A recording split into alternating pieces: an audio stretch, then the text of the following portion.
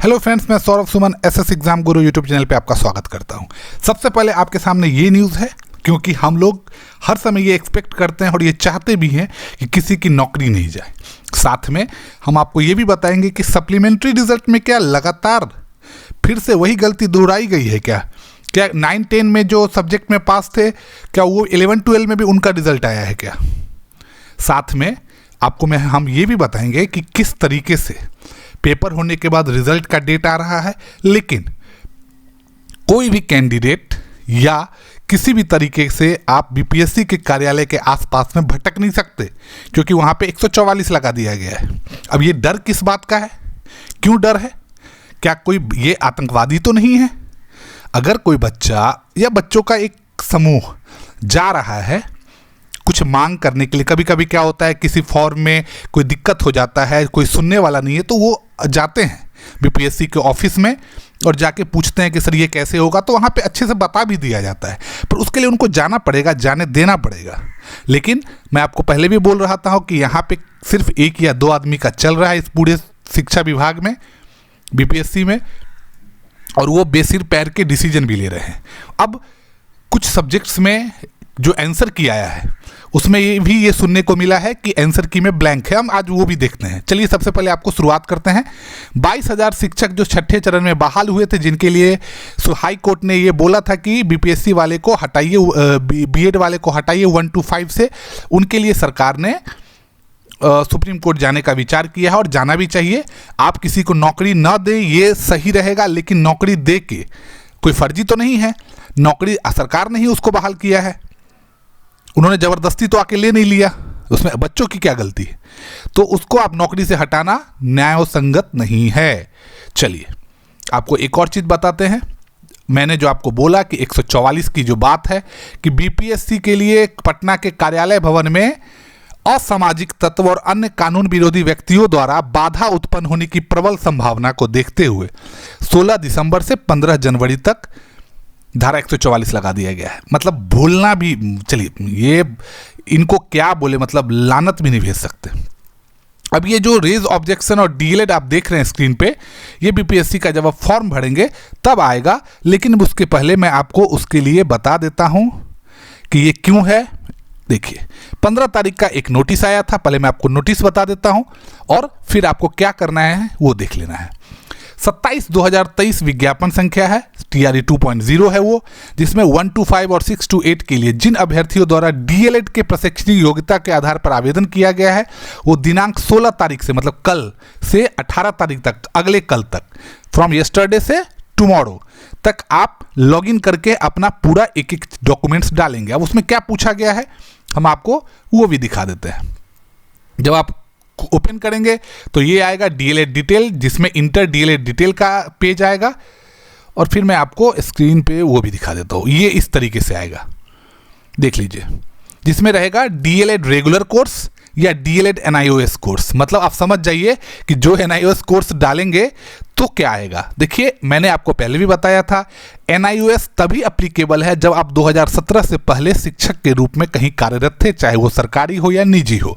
लेकिन आप निजी में ये बात भी जान लीजिएगा कि जैसे मान लीजिए फलाना पब्लिक स्कूल, चिलाना पब्लिक स्कूल का नाम आप डाल दे रहे हैं तो वो वैलिड नहीं होगा, क्योंकि कोई भी चीज़ तभी वैलिड कहलाता है, कोई भी संस्थान, जब वो रजिस्टर्ड होता है। और हम आप जानते हैं कि अपने यहाँ कितने सारे छोटे मोटे जो कुकुरमुत्ते की तरह स्कूल उगाए हैं वो रजिस्टर्ड नहीं है। तो बिना रजिस्टर्ड में आप अगर ये डालेंगे तो आप ऐसे भी फंस जाएंगे। लेकिन कोशिश करने वाले की कभी हार नहीं होती, हम आपके साथ भी हैं।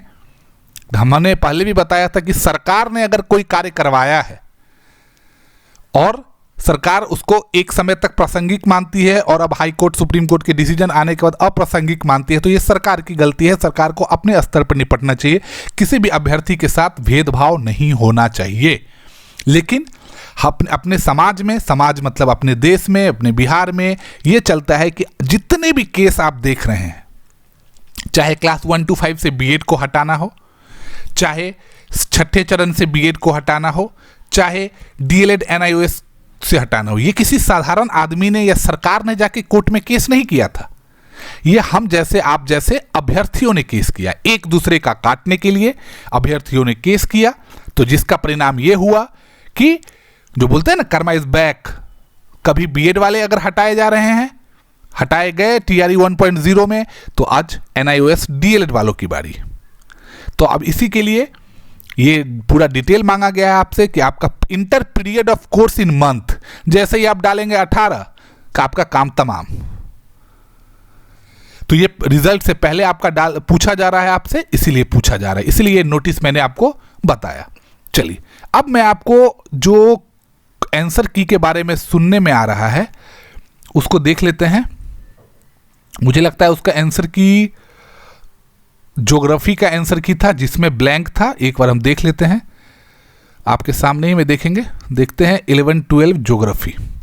ये आंसर की जिसके बारे में कहा गया कि आंसर की ब्लैंक है, एक बार हम देख लेते हैं, आपके सामने में है।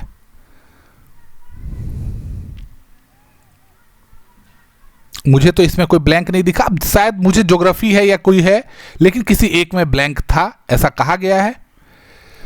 अब ये किसमें ब्लैंक है, लेकिन किसी एक सब्जेक्ट में ऐसा बताया गया है कि चलिए मैं ज्योग्राफी 9, 11, 12 का भी, ये तो क्वेश्चंस है,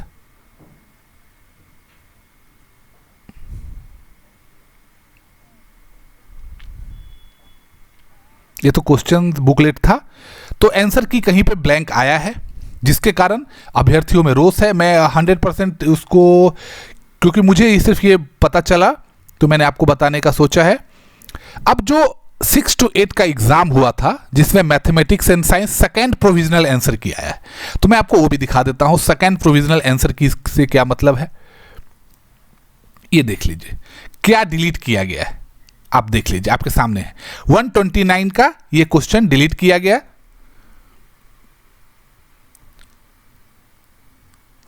इसलिए मैंने आपको ये बताया कि आप देख लीजिए एक क्वेश्चन आपके सामने स्क्रीन पे डिलीट किया हुआ दिख रहा है, ये है मैथमेटिक्स का। अब आपके सामने सोशल साइंस का भी दिखा देते हैं हम 6 to 8 में। क्या इसमें भी कोई डिलीट किया गया है क्या?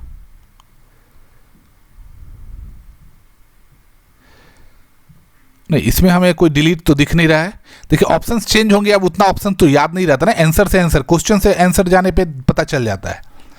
तो ये बीपीएससी के साइट पे है जितने भी अच्छा ये एक और मैं आपको बता देता हूं,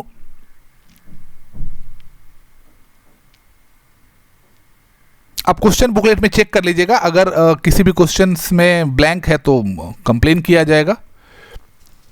हाँ, अब टीआरई 1.0 को हम लोग भूले नहीं हैं। क्यों नहीं भूले हैं, और तब तक नहीं भूलेंगे जब तक हर एक फर्जी बाहर नहीं हो जाएगा। तो अब लगातार फर्जी के चक्कर के कारण शिक्षा विभाग ने एक राज्य स्तरीय जांच कमेटी गठन किया है, जो हर जांच के लिए, मतलब हर कैंडिडेट की डॉक्यूमेंट से लेके ज्वाइनिंग में कोई दिक्कत तो नहीं हुआ है, मतलब कोई रैंडमाइजेशन में कोई फर्जी काम तो नहीं हुआ है, हर के लिए जांच करेंगे। और ये जांच हर एक जिलों के लिए शेड्यूल किया गया है। मतलब 18 दिसंबर भोजपुर, बक्सर, समस्तीपुर, पश्चिम चंपारण, 19 दिसंबर लखीसराय, मधेपुरा, मुजफ्फरपुर, पूर्णिया, रोहतास, 20 तारीख को अरवल, कैमूर, शेखपुरा, सिवान, 21 को कटिहार, नवादा, पटना, सीतामढ़ी और वैशाली। और सभी डॉक्यूमेंट्स के साथ उनको एक फॉर्मेट दिया गया है जिसमें आना है, जिससे कि चेकिंग होगी। तो आप समझ लीजिए कि कुछ और फर्जी पकड़ाए जाने की संभावना है, और फर्जी के लिए तो कोई भी तरह का सहानुभूति हम लोग को नहीं रहेगा। अब ये इस चीज़ को लेके भी एक बवाल हुआ है कि शिक्षक भर्ती में इंडिया का फुल फॉर्म पूछेगा। आप जिस इंडिया के बारे में सोच रहे हैं, ये इंडिया भारत वाला इंडिया नहीं है, ये एक पॉलिटिकल पार्टी का एक अलायंस ग्रुप है, जिसके बारे में जो क्वेश्चन आया, जिसके कारण मतलब अपोजिशन ये बोल रहा है कि आप किसी राजनीतिक दल के बारे में ऐसा कैसे पूछ सकते हैं। तो चलिए, वो उनका विशेषाधिकार है, लेकिन इस पर सवाल उठेगा। पेपर्स कैसे रहे हैं आपको ही पता है, 150 में 58 नंबर पर यह सवाल था, और शुक्रवार को जो ये भर्ती हुई है 1 लाख कैंडिडेट इसमें शामिल हुए। 11-12 का पेपर था। सामान्य अध्ययन के प्रश्न में इतिहास के प्रश्न अधिक थे, भारतीय राष्ट्रीय आंदोलन से रहा। भूगोल के प्रश्न भारतीय भूगोल से और राजनीति शास्त्र से व्यवहारिक प्रश्न रहा। करेंट अफेयर में पिछले 6 महीने के अधिकतर प्रश्न रहे। और मतलब सबने यही कहा कि moderate, history, geography, political science के प्रश्न मॉडरेट और कठिन रहे। एनसीईआरटी और टेक्स्ट बुक से आधारित प्रश्न पूछे गए। सबसे ज़्यादा जरूरी बात है कि जनरल का जो कट ऑफ रहेगा वो 60 से 65 के बीच में रहेगा, तो आप उसी के आधार पर बाकी अपने कट ऑफ के बारे में जान सकते हैं। ये हम नहीं कह रहे हैं, ये मैं आपको पेपर का कटिंग दिखा रहा हूँ।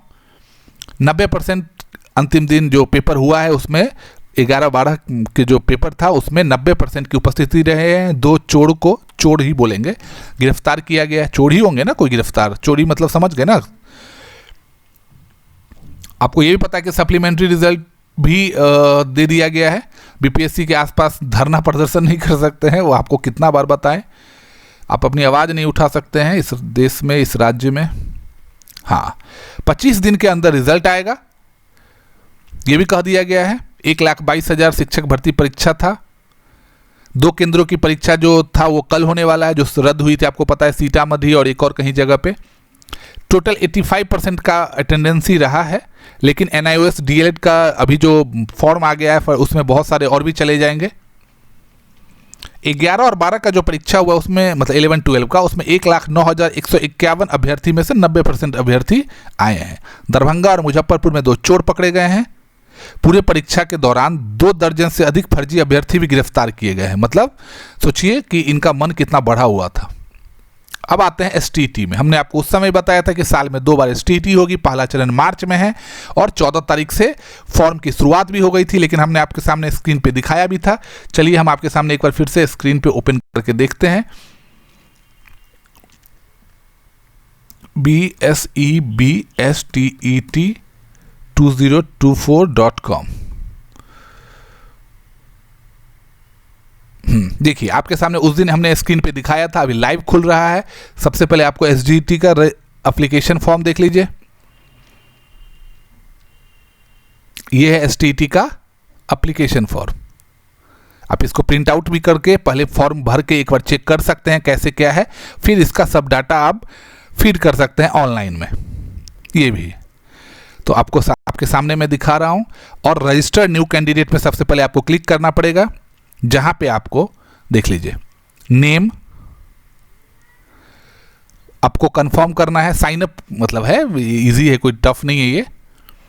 Name, confirm name, email address, mobile number, password डालना है और उसको फिर लॉगिन करना है, फिर एप्लीकेशन फॉर्म में आना है। अगर आपको किसी भी तरीके का दिक्कत है तो 10 AM to 6 PM आप इन दोनों नंबर पे फ़ोन करके पूछ सकते हैं। देख लीजिए आपके सामने 2 नंबर है, स्क्रीन पे दिख रहा होगा। और ईमेल अगर आपको करना है तो इस नंबर पे, इस ईमेल आईडी पे आप ईमेल भी कर सकते हैं। ये STT का है। तो आप STT का फॉर्म भर ले अच्छे से, जिन्होंने नहीं भरा है, जो पास नहीं हुए हैं वो। दिसंबर माह के अंत तक जो रिजल्ट के बारे में कहा जा रहा है, लेकिन मुझे लगता है ये जनवरी में जाएगा या 15-16 जनवरी तक ये ज्वाइनिंग होगा। ये यूपी के बारे में हमने आपको बताया था कि यूपी भी एग्ज़ाम लेने वाला है। पिछले बार उसका हाई कोर्ट के कारण बहुत सारे दिक्कत हुए थे, तो वही है कि उसमें इस बार इंटरव्यू का रखा गया है। 10 या 20 मार्क्स के लिए इंटरव्यू रखा गया है। जैसे ही उसका नियमावली आती है हम आपके सामने में रखेंगे और आप सब फॉर्म भर के, डोमिसाइल नहीं रहेगा, जिसके कारण सभी पूरे देश के लोग फॉर्म भर सकते हैं। ये हम आपको बता रहे हैं। अप्रबंधित रिजल्ट जो सप्लीमेंट्री रिजल्ट है उसमें इतने कैंडिडेट जो हैं इनका बाकी जगह भी रिजल्ट है। तो अब ये मैं क्लेम नहीं कर रहा हूँ क्योंकि मैंने खुद वेरीफाई नहीं किया है, तो आप चेक कर सकते हैं। अगर ये इतने नंबर हैं और इनका रिजल्ट किसी और, जैसे 9-10 में होंगे तो 11-12 में आ गया होगा। तो ये सब है, आप चेक कर सकते हैं क्या है। तो ये मुख्य रूप से जानकारी थी। मेन ये है कि आप STT का फॉर्म भर ले और UPTET के लिए भी आप करें। BPSC का पेपर हो गया, जैसे रिजल्ट के बारे में या किसी भी तरीके के फॉर्म के बारे में आएगा हम आपको उसके बारे में जानकारी देते रहेंगे। साथ में BPSC का जो मेन BPSC CC का एग्ज़ाम की तैयारी कर रहे हैं, मैं आपको बता दूं कि उसका भी एक एग्जामिनेशन का प्रोग्राम आ गया है। आप देख सकते हैं इस बार एक शिफ्ट में ही रखा गया है। 3, 4, 5, 6 पेपर रखा गया है। 11 बजे से 2 बजे तक। पहला दिन हिंदी, दूसरा दिन सामान्य अध्ययन प्रथम पत्र, सामान्य अध्ययन द्वितीय पत्र और फिर लास्ट में निबंध। और 3 तारीख से 7 तारीख तक पटना के मुख्यालय स्थित परीक्षा केंद्रों पर यह परीक्षा होगी। तो जो 69th CCE का लिखित का एग्ज़ाम देंगे उनको बहुत बहुत सारी शुभकामनाएं। आप भी तैयारी करते रहे अच्छे से। बहुत बहुत धन्यवाद आपका मेरे साथ जुड़ने के लिए।